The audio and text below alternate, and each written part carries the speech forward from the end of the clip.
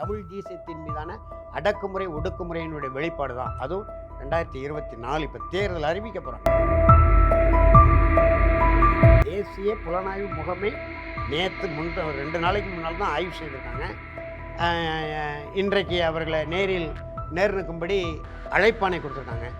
விசாரித்த செய்திகள் எல்லாம் எப்படி அமைச்சருக்கு தெரிந்தது? மக்கள் கழகம் ஒரு எம்ஜிஆர் முதலமைச்சராக இருந்து தமிழீழ விடுதலை புலிகளை வளர்த்து எடுப்பதற்கான எல்லா வகையான உதவியும் வெளிப்படையாகவும் செய்தார், மறைமுகம் செய்து. இன்னும் சொல்ல வேண்டுமானால் விடுதலை புலி இயக்க தலைவர் பிரபாகரனை தன்னுடைய சொந்த மகன் போல கருதி, பிறகு இந்திய இராணுவமும் விடுதலை புலிகளுமே மோதக்கூடிய சூழ்நிலையே ஜெயவர்தனா உருவாக்கினார். வேறு முடிவு செய்தார், இந்தியாவுடைய இராணுவ முகாம்களை பாதுகாப்பாக வைக்கணும்.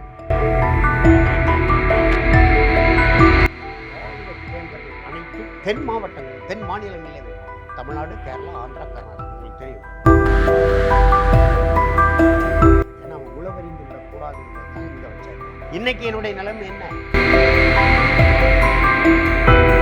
எங்களுக்கு தாய்நாடு போல இந்தியா மிகப்பெரிய நாடு. இந்தியாவுடைய பாதுகாப்புக்கு எந்த வகையிலும் ஊனம் வராத அளவுக்கு எங்களுடைய அரசியல் நிலைப்பாடு இருக்கும் என்று உடன்பட மறுத்தார. அன்னைக்கு உடன்பட்டிருந்தால் தமிழகம் தனிநாடாக கிடைச்சிருக்கேன்.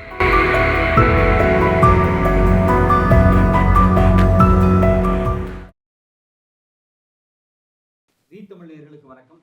தமிழ் தேசம் தன்னுரிமை கட்சியிலிருந்து திரு விநாயக ஐயா நம்மளோட நினைச்சிருக்காங்க. வணக்கம். வணக்கம்.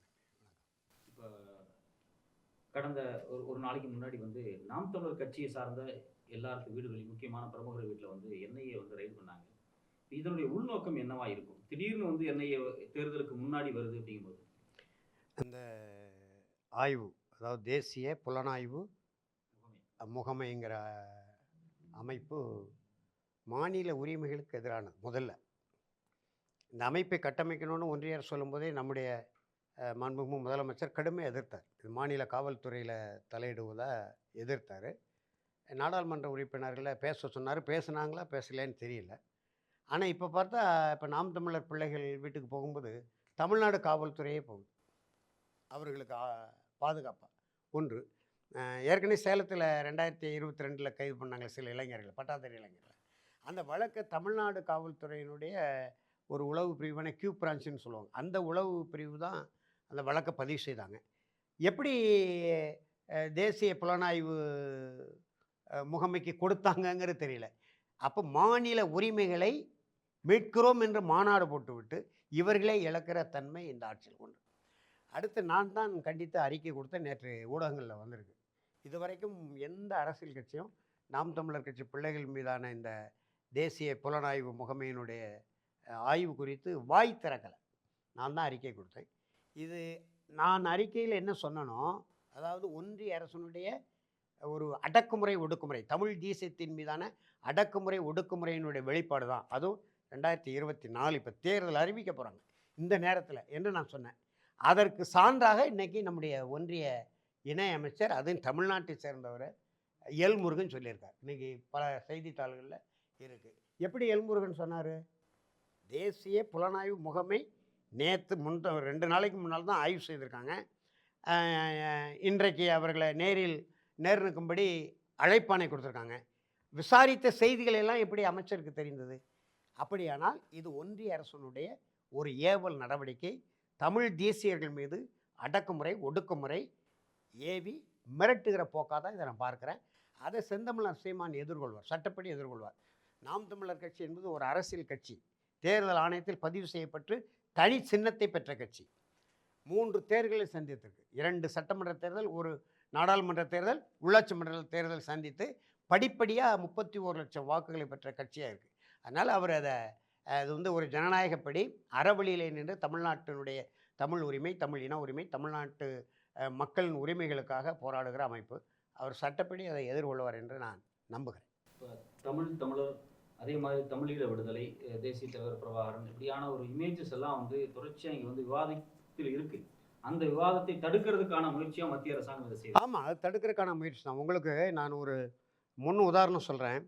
1983 தான் அந்த சூளை கலவரத்தில் தமிழீழம் என்கின்ற ஒரு தனிநாட்டை கோரி போராளிகள் போராடுகிறாங்க.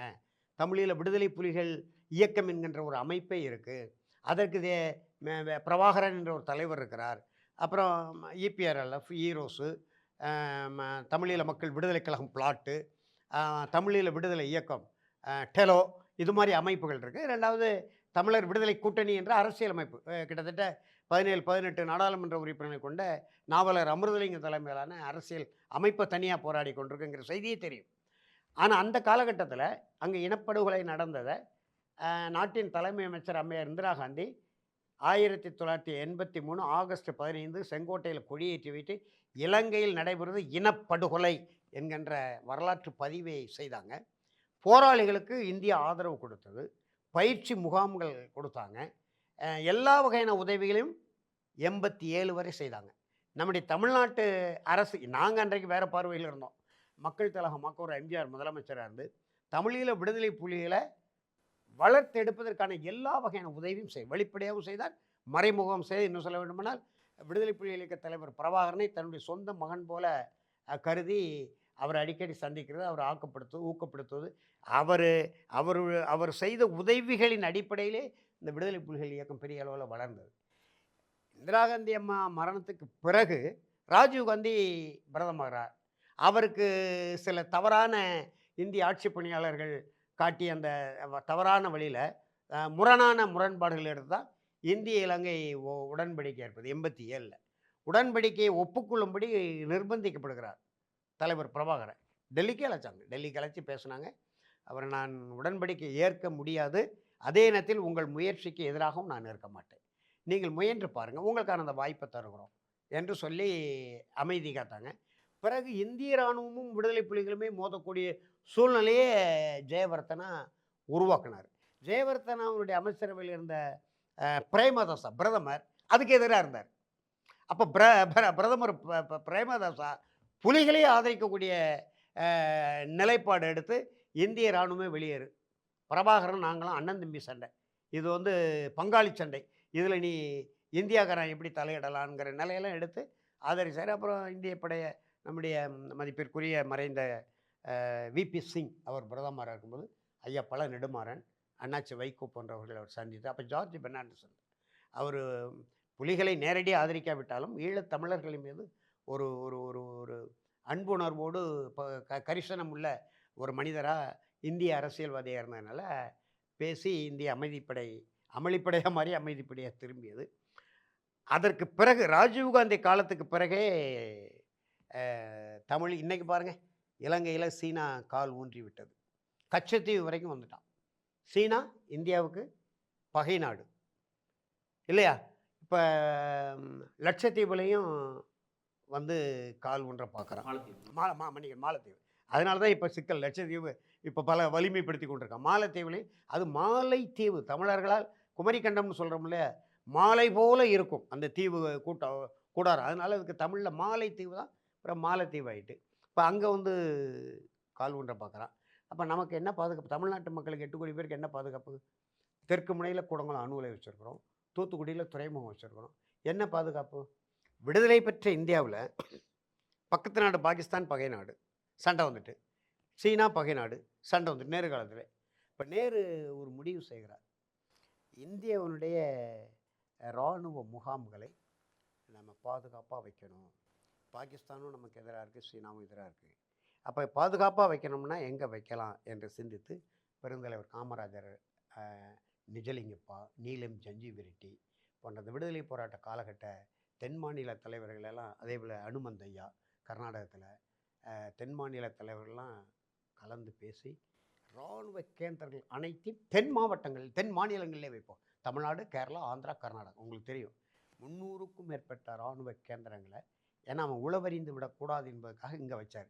இன்றைக்கி என்னுடைய நிலைமை என்ன? தெற்கு வாசலில் நிற்கிறான். அப்போ உங்களுக்கு ஆதரவு யார்? பாகிஸ்தானுக்கும் பங்களாதேஷ் விடுதலை போராட்டத்தின் ஒட்டி 1971 பாகிஸ்தானுக்கும் இந்தியாவுக்கும் சண்டை. அந்த சண்டையில் இலங்கை பாகிஸ்தான் பக்கம் நின்னது, நம்ம பக்கம் நிற்கலை. ஏன்னா தரைவழி தொடர்பு கிடையாது, வானூர்தி பறக்க முடியாது. இலங்கைக்கு போய் இலங்கையில் கொழும்பில் எண்ணெயை நிரப்பி கொண்டு டாக்கா போனது பாகிஸ்தானுடைய இராணுவ விமானங்கள். அப்போ நமக்கு ஆதரவு சக்தியாக அது இந்திரா காந்திக்கு தெரிந்தது. ஆனால் ராஜீவ் காந்திக்கு தெரியல. அவர் திடீர்னு அரசியல் குதித்தவர் தானே. அதனால இப்போ நமக்கு கேள்விக்குறியாக இருக்குது. இப்போவும் பாருங்கள், இந்த தமிழ் தேசிய இப்போ இதே ஆய்வு நடந்த அன்றைக்கு தி நகர் பிடி தியாகராயர் அரங்கத்தில் ஈழத்தமிழர்களின் சுயநிர்ணய உரிமைக்கான பொது வாக்கெடுப்பு நடத்த வேண்டும் என்கின்ற கருத்தரங்கம். நாடாளுமன்ற உறுப்பினர் தம்பி திருமா கலந்துகிறார், சட்டமன்ற உறுப்பினர் தம்பி வேல்முருகன் கலந்துகிறார் இல்லையா? அதே நேரத்தில் இங்கே நாம் தமிழர் கட்சி பிள்ளைகள் மீது ஆய்வு. இது என்ன? அப்போ ஒரு தமிழ் தேசிய உணர்வு வந்துவிடக்கூடாது, ஈழத்தமிழர்களுக்கான அந்த உண்மையான விடியலை நோக்கி அவங்க பயணப்படக்கூடாதுன்னா உங்களுக்கு நமக்கே ஆபத்து இருக்கே, தமிழ்நாட்டு மக்களுக்கே ஆபத்து இருக்கே. சீனாக்காரனால அம்பாத்தோட்டத்தில் வலிமையாக வந்து கால் ஊன்றிட்டான். உங்களுக்கு தெரியாது, தெரியுமா தெரியாதான்னு தெரியல. விடுதலை புலிகள் உச்சத்தில் இருக்கும்போது அமெரிக்காக்காரர்களே அணுகுனாங்க. நாங்கள் தமிழீழத்தை ஏற்கிறோம், தனி நாட்டை ஏற்கிறோம், உங்களையே தலைவராக ஏற்கிறோம், திரிகோணை மலையை மட்டும் எங்களுக்கு ஒரு 50 ஆண்டு காலத்துக்கு குத்தகை கொடுங்கன்னு. ஆனால் தலைவர் பிரபாகரன் அதுக்கு உடன்பட்டாரா? திரிகோணமலையை கொடுத்தா இந்தியாவுக்கு ஆபத்து அவருக்கு தெரியும். அதற்கு பிறகு தான் கோணமலை எங்கள் கோட்டை, கொடுப்போமா எவன் கையிலும் இந்த நாட்டைன்னு அவர் வந்து இலக்கியம் படைக்கிறதுக்கே உத்தரவிட்டார். திரிகோணமலை தான் எனக்கு தலைநகரம்னாரு. இது வரைக்கும் திருகோணமலை தமிழர்களுக்கு தலைநகரம் இல்லை, யாழ்ப்பாணம் தான் தலைநகரம். தலைவர் பிரபாகரன் திரிகோணமலையின் தலைநகரனாரு. சிங்களவன் நானும் அனந்தி போயிருக்கிறோம். எங்களுக்கு தாய் நாடு போல இந்தியா மிகப்பெரிய நாடு. இந்தியாவினுடைய பாதுகாப்புக்கு எந்த வகையிலும் ஊனம் வராத அளவுக்கு எங்களுடைய அரசியல் நிலைப்பாடு இருக்கும் என்று உடன்பட மறுத்தார. அன்னைக்கு உடன்பட்டிருந்தால் தமிழீழம் தனி நாடாக கிடச்சிருக்குமே இல்லையா? அப்போ இந்திய அதிகாரிகள், இந்திய ஆளுமை மிக்கவர்கள் இதை சிந்திக்காமல் தமிழ் தேசிய உணர்வாளர்கள் மீது இங்கே அடக்குமுறை ஒடுக்குமுறைனா இது எந்த வகையில் நியாயம் என்று நாங்கள் கேட்கிறோம். நாங்கள் உங்களை நம்பி இருக்கிறோம், உங்களுடைய சட்டத்துக்கு உட்பட்டு போராடுறோம், உங்களுடைய தேர்தல் ஆணையத்தில் பதிவு செய்கிறோம், ஜனநாயக அடிப்படையில் மக்களை சந்தித்து மக்கள் உரிமைகளுக்காக போராடுறோம், அது தேர்தலில் பங்கெடுத்து மக்களுடைய ஆதரவை பெறுகிறோம். தொடர்ந்து நீங்கள் இப்படி அடக்குமுறை ஏவனீங்கன்னா விடுதலை புலிகள் இயக்கம் எங்கே இருக்குது முதல்ல அதை சொல்லுங்கள். 15 ஆண்டுகள் ஆகிட்டு, 2009 இப்போ 2024 15 ஆண்டு. விடுதலை புலிகள் இயக்கம் எங்கே இருக்குது? புலிகள் எங்கே இருக்கிறாங்க? எல்லாரையும் கொன்று அழித்தாச்சு, தப்பியவர்களை சிறைப்படுத்தியாச்சு, சிறையிலே பாதி பேரை கொன்றாச்சு. இந்த கை போனவங்க, கால் போனவங்க, கண்ணு போனவங்க எங்கேயாவது பிழைப்புக்காக புலம்பெயர் நாடுகளில், பல நாடுகளில் இருந்து அவர்கள் தமிழ்நாட்டு உறவுகளோடு தொடர்பு கொண்டால் நீங்கள் புலிகளோடு நாங்கள் தொடர்பு கொள்கிறோம் எப்படி பொருள் கொண்டீங்க இல்லையா? அதனால் இதெல்லாம் இந்திய ஆளும் வர்க்கத்தினர் சிந்தித்து பார்க்க வேண்டும். சீனா வந்து கால் ஊன்றி கொண்டிருக்கிறான். தமிழ்நாடு மிகப்பெரிய நாடு, இந்தியாவில் கிட்டத்தட்ட 8 கோடி தமிழர் இருக்கிறோம். நாங்கள் தான் பாதுகாக்கக்கூடிய, இப்போ ஏதாவது சிக்கல் வந்தால் நாங்கள் தானே உயிர் பலி ஆகக்கூடிய நிலை இருக்குது. அப்போ இந்தியாவுக்கு பாதுகாப்பே தமிழ்நாடு. அப்போ தமிழ்நாட்டு மக்களை நீங்கள் அரவணைத்து செல்லணும். அதை விட்டுட்டு நீங்கள் அடக்குமுறை ஒடுக்குமுறை ஏவனீங்கன்னா அப்புறம் எதிரான விளைவுகளுக்கு தான் அது வழிவகுக்கும். எனவே கவனமாக கையாளணும். உங்களுடைய கருத்துக்கும் நேரத்துக்கும் ரொம்ப நன்றி. மிக்க நன்றி, வணக்கம், வாழ்த்துகள்.